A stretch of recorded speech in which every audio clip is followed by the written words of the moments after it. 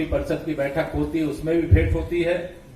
ऐसे आदरणीय हमारे तारकिशोर प्रसाद जी, ऐसे हमारी बहन रेणु देवी जी, आदरणीय ऋतुराज सिन्हा जी, आदरणीय प्रेम कुमार जी, आदरणीय जनक राय जी, और मंच के सामने भारतीय जनता पार्टी के सभी प्रदेश के पदाधिकारी, सभी प्रदेश कार्य समिति के सम्मानित सदस्यगण, मेरे पत्रकार मित्रों, मैं चूंकि जब उत्तर प्रदेश से चल करके यहां आया हूं तो आप सब समझ सकते हैं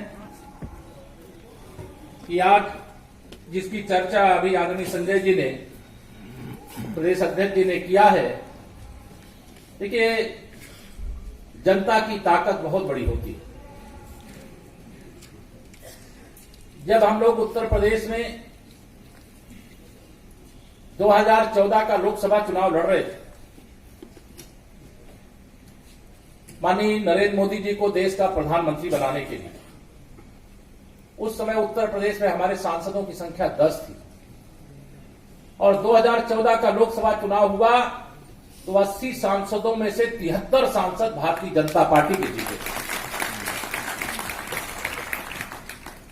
देश में माननीय नरेंद्र मोदी जी के नेतृत्व में सरकार बन गई, लेकिन उत्तर प्रदेश अराजकता की आग में झुलस रहा था। गुंडागर्दी चरम सीमा पर थी। हमारे नेतृत्व के संरक्षण में माननीय प्रधानमंत्री जी के उस समय के राष्ट्रीय अध्यक्ष माननीय श्री अमित शाह जी के संरक्षण में मुझे प्रदेश के अध्यक्ष की जिम्मेदारी सौंपी गई और उत्तर प्रदेश का वर्णन अभी आपने सुन लिया है कि जनता तो भारतीय जनता पार्टी के साथ है। 40 विधायकों से हम 325 विधायकों तक पहुंचे। 2019 का लोकसभा चुनाव हुआ, उसमें सपा, बसपा, कांग्रेस, वहां लोकदल भी है, यहां तो आपके यहां है नहीं है, ये सारे लोगों ने गठबंधन कर लिया। ये सोचा था कि हम माननीय नरेंद्र मोदी जी को प्रधानमंत्री बनने से रोक लेंगे, लेकिन उत्तर प्रदेश में 51% वोट के साथ इस समय हमारे 64 से 66 सांसद हो गए। हम समाजवादी पार्टी के गढ़ अखिलेश यादव जी और मोहम्मद आजम खान की खाली की गई सीट पर भी कमल खिला करके आप सबका आशीर्वाद देने के यहां पर आए। 2022 का विधानसभा चुनाव हुआ, 400 सीटें जीतने का जो दावा कर रहे थे, वहां उत्तर प्रदेश की मैं चर्चा इसलिए थोड़ी सी कर दे रहा हूं आप बिहार में आने से पहले, लेकिन 271 विधायकों के साथ भारतीय जनता पार्टी की प्रचंड बहुमत की सरकार शानदार ढंग से सुशासन और विकास के पथ पर गुंडागर्दी को पूरी तरह से धराशायी करते हुए, दंगे को समाप्त करते हुए विकास का एक नया रोड मैप, मुझे यह कहने में गर्व होता है कि आज उत्तर प्रदेश के अंदर हम जो गुजरात के तर्ज पर मोदी मॉडल के अनुसार विकास की गंगा बहाने का काम कर पा रहे हैं, तो यह इसलिए संभव हुआ कि जनता तो हमारे साथ है। और मुझे आज यहां बिहार की इस प्रदेश कार्य समिति में यह कहने में कोई संकोच नहीं है कि बिहार प्रदेश में भारतीय जनता पार्टी के साथ गठबंधन के कारण जो नीतीश जी आपकी अगुवाई में यहां सरकार चल रही थी, जो विकास कर रही थी, जो सुशासन दे रही थी, जो सुरक्षा दे रही थी, आपने बिहार प्रदेश को जंगल राज की ओर फिर से भेजने का पाप किया है, अपराध किया है। और जब बिहार का इतिहास लिखा जाएगा तो उसमें आपका नाम लिखा जाएगा कि इस जंगल राज का अगर कोई दोषी है आज की तिथि में, आने वाले समय में मेरा पूरा विश्वास है बिहार में भी भारतीय जनता पार्टी की सरकार होगी। और हम उत्तर प्रदेश से आपको बता रहे हैं एडवांस में, उत्तर प्रदेश में 80 लोकसभा सीटें हैं, इस बार 80 की 80 लोकसभा सीटें हम उत्तर प्रदेश से और 40 लोकसभा सीटें जो बिहार की हैं, आप सब आज तय करके जाइए। 120 सीटें तो उत्तर प्रदेश और बिहार में क्या अंतर है? सीताराम।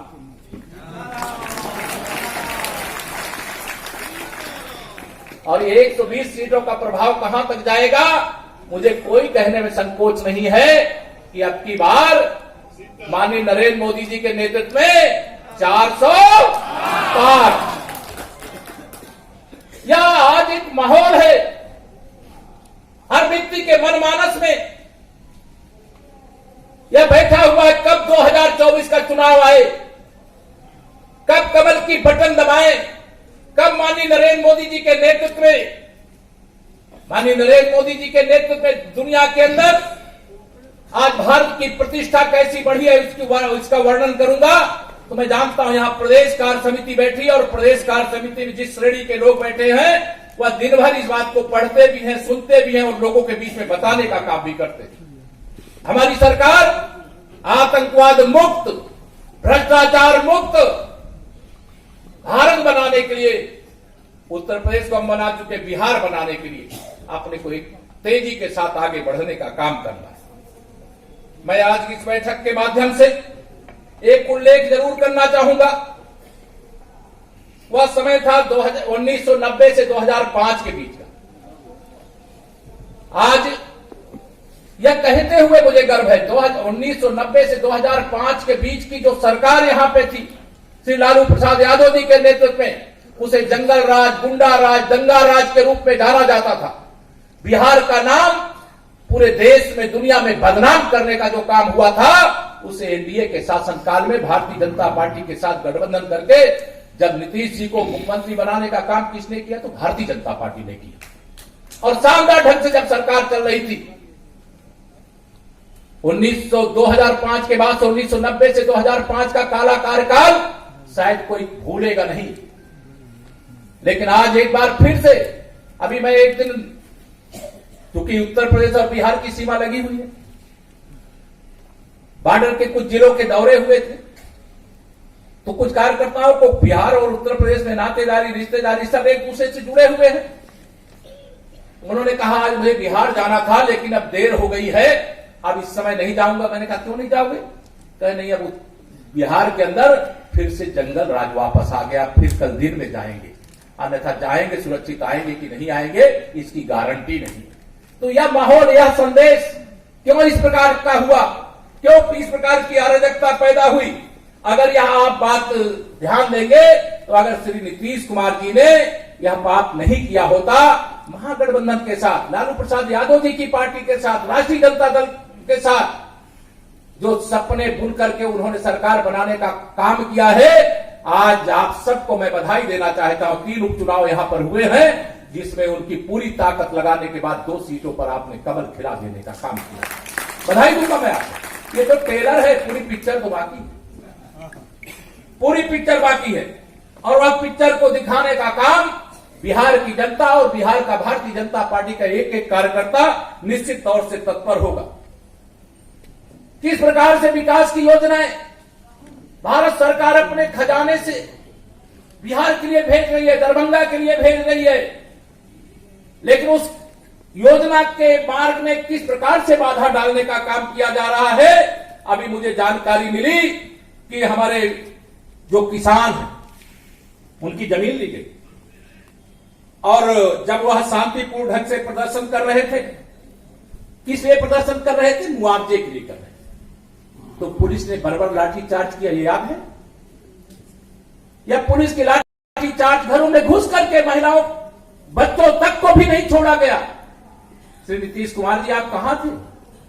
आपको किसानों की याद नहीं आई, महिलाओं बच्चों को भी याद नहीं आई, और जायज मांगों को सुनने की जगह आपने नाजायज लोगों को संरक्षण देने का काम किया। ये सीता मैया की धरती है। जातिवाद के जहर को फैलाने का काम मत करवाइए। अगर जातिवाद के जहर को फैलाने का काम करेंगे तो इसके दुष्परिणाम बहुत अच्छे नहीं होंगे। लेकिन जिस प्रकार से बिहार के अंदर जमीन का अनधिकृत रूप से अधिग्रहण और फिर अनेक इनके मंत्री परिषद के मंत्रियों के द्वारा, ये कोई कह करके नहीं बच सकता है कि वह तो हमारे गठबंधन के दूसरे दल का नेता था इसलिए उसने ऐसी टिप्पणी की, या उनसे जाकर के पूछो। हम लोग देखते रहते हैं इस प्रकार की बातें करने के पीछे क्या क्या उद्देश्य है। आप सबके सामने आज मैं यहां पर यह भी कहना चाहता हूं, बिहार में एक बहुत नाटकीय ढंग से शराबबंदी का कानून लागू किया। अब शराबबंदी घोषित करने से शराबबंदी नहीं होती है। अगर शराबबंदी करना था तो उसके लिए बिहार वासियों का मनमानस है कि नहीं है? आपने कागज पर तो शराबबंदी कर दिया, लेकिन कागज पर शराबबंदी करने से बंदी नहीं हो सकती। जहरीली शराब के कारण कितने गरीब दलित पिछड़े मौत के मुंह में गए। इसका कौन जिम्मेदार है? इसके कौन अपराधी हैं? और ये क्या शराब की तस्करी बिहार के अंदर रुकी है क्या? इस प्रकार की जो चीजें हैं, इन सारी बातों की ओर मैं इसलिए ध्यान आप सबका आकर्षण इस प्रदेश कार्य समिति के माध्यम से करना चाहता हूं, क्योंकि आज जो बिहार के हालात बन गए हैं वो हालात निश्चित तौर से बहुत ही चिंताजनक है। और इस हालात को बदलने का यह प्रदेश कार्य समिति की बैठक में निश्चित तौर से आप पूर्व के सत्रों में प्रस्ताव पास किए होंगे। मैं आज महागठबंधन की सरकार बनने से पहले एक मैं यहां बिहार का जब चुनाव हो रहा था, वो यूपी की खबर आपको बिहार में मिलती है, बिहार की खबर यूपी में मिलती है। अब बिहार और यूपी की खबरें जब एक दूसरे के यहां जाती हैं तो कोई चीज यहां छिपी नहीं रहती। मैं आप सबसे अगर पूछना चाहूं कि ये जिनके साथ गठबंधन किए हैं उस पार्टी के जो युवराज हैं, उन्होंने कहा हम सरकार में आते ही 10 लाख नौकरी देंगे। दिए हैं क्या? दे दिए। अब जब इस प्रकार की धोखाधड़ी की राजनीति, अब इसका क्या जवाब है? बिहार के 10 लाख युवकों को हमारे यहां उत्तर प्रदेश के अंदर, जिसकी अभी संजय जी ने चर्चा किया, मैं प्रदेश अध्यक्ष जी बताना चाहता हूं कि उत्तर प्रदेश में 10 लाख करोड़ के निवेश का लक्ष्य रखा गया था और 20 लाख करोड़ के निवेश का प्रस्ताव आज आ चुका है। ये सुशासन के कारण है। गुंडे, अपराधी और माफियाओं के खिलाफ कोई समझौता नहीं किया जाता। अगर किसी ने अपराध किया है तो उसके खिलाफ सख्त से सख्त कार्रवाई करने का काम किया जाता। विकास की गंगा तीव्र गति से इसलिए बह रही है। दुनिया के किसी देश का निवेशक हो, देश के किसी प्रदेश का निवेशक हो, आज उत्तर प्रदेश में निवेश इसलिए कर रहा है, उसको लगता है कि हम और हमारा निवेश सुरक्षित रहेगा। अब बिहार में कोई निवेश क्यों नहीं कर रहा है?